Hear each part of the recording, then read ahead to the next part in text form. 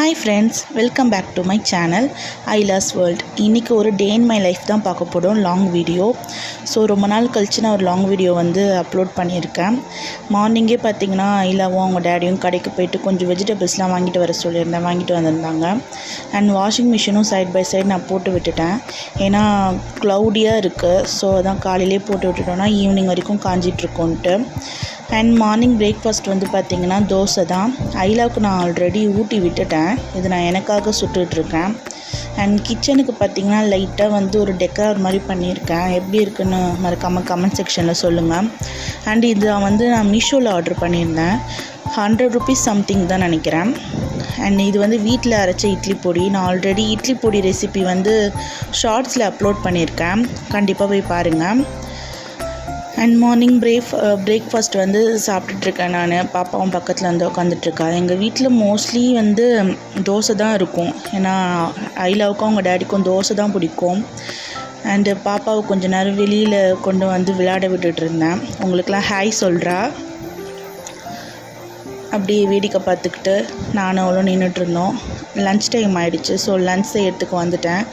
இன்றைக்கி ஒரு simple lunch menu தான். உருளைக்கிழங்கு முட்டைலாம் போட்டு குருமா குழம்பு தான் செஞ்சுருந்தேன். நான் கிச்சன்லேருந்து வரதுக்காட்டியும் பார்த்தா ஐலா நல்லா தூங்கிட்டு இருக்கா. மார்னிங் சீக்கிரமாக எழுந்திரிச்சிட்டா, அதனால தான் தூங்குறா, இல்லாட்டி இந்த டைமில் தூங்க மாட்டா. ஸோ அவளுக்கு பெட்ஷீட்லாம் போற்றி விட்டுட்டு நான் வெங்காயம் தக்காளிலாம் கட் பண்ணிவிட்டு வந்துட்டேன். ஸோ இங்கே பார்த்திங்கன்னா முட்டை வேக வச்சுருக்கேன், வெந்துடுச்சு. அண்ட் வடகமும் பொரிச்சிருந்தேன், வத்தல். இந்த வத்தல் நல்லா இருந்துச்சு. இங்கே நியர்பை ஷாப்பில் தான் வாங்கிட்டு வந்திருந்தார், நல்லா இருந்தது. ஸோ அதான் இன்றைக்கும் வத்தலே வறுத்தலான்ட்டு வத்தல் வறுத்துட்டு குழம்பு வச்சிட்டேன். இதில் லாஸ்ட்டாக தேங்காய் மட்டும் அரைச்சி ஊற்றுனா குழம்பு முடிஞ்சிடுச்சு. இங்கே பார்த்திங்கன்னா சாதமும் வெந்துடுச்சு. ஸோ இன்றைக்கி ரொம்ப சிம்பிளான லன்ச் மெனு தான். பொரியல் எதுவுமே செய்யலை எக்ஸ்ட்ராவாக. எனக்கு ரொம்ப டயர்டாக இருந்தது, அதனால தான் இதோடையே முடிச்சுக்கிட்டாச்சு. இது நான் நைட்டுக்கும் சேர்த்து வச்சுட்டேன், அதனால தான் இத்தனை முட்டை. இந்த ஒரு முட்டை மட்டும் சரியாக உரிக்கவே முடியல, ஏன்னு தெரியல. மற்றதெல்லாம் நல்லா வந்திருந்தது. அண்டு லாஸ்ட்டாக 4 முந்திரி பருப்பும் தேங்காயும் அரைச்சி ஊற்றி குழம்புல கொத்தமல்லிலாம் தூவி இறக்கிட்டேன். குழம்பு ரெடி ஆகிடுச்சு. இப்போ காலையில் போட்டிருந்த துணியெல்லாம் காஞ்சிக்கிட்டு இருக்கு. வெயிலே இல்லை, ரொம்ப பனியாக தான் இருக்கு. இது ஏற்கனவே துவைச்சி வச்சுருந்த துணி, மடிக்காமலே வச்சுருந்தேன். ஸோ இன்றைக்கி அவள் தூங்கிட்டு இருக்கவும் சரி மடித்து வச்சிடலான்ட்டு எல்லா துணியும் மடித்து வச்சிட்ருக்கேன். உங்கள் வீட்டில் எப்படி நீங்கள் துணிலாம் துவைச்சிங்கன்னா உடனே மடிச்சிருவீங்களான்னு சொல்லுங்கள். ஏன்னா என் துணி அப்படியே கிடக்கும் சேர் மேலே. இன்றைக்கி சீக்கிரமாகவே மடித்து வச்சிட்டேன்.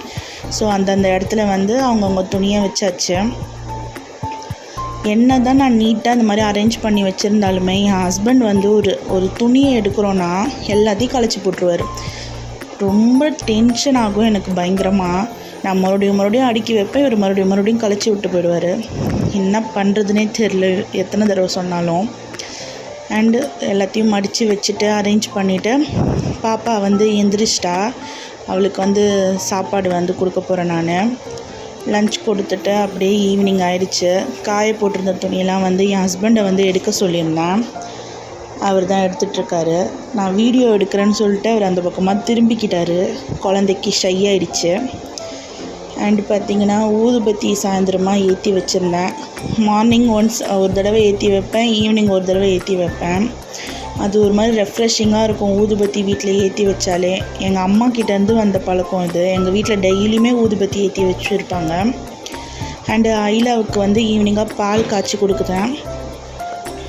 அவளுக்கு காம்ப்ளான் ஆற்றி கொடுத்துட்ருக்கேன். ஸோ இதுதான் என்னோடய ஒரு ஃபுல் டே vlog. இதுதான் என்னோடய ஒரு ஃபுல் டே ரொட்டீன். உங்களுக்கு பிடிச்சிருக்குன்னா மறக்காமல் கமெண்டில் சொல்லுங்கள். அண்டு என் சேனலை இன்னும் சப்ஸ்கிரைப் பண்ணாதவங்க சப்ஸ்கிரைப் பண்ணுங்கள், ப்ளீஸ் சப்போர்ட். இன்னொரு புது vlogல உங்களை மீட் பண்ணுறேன். பாய்.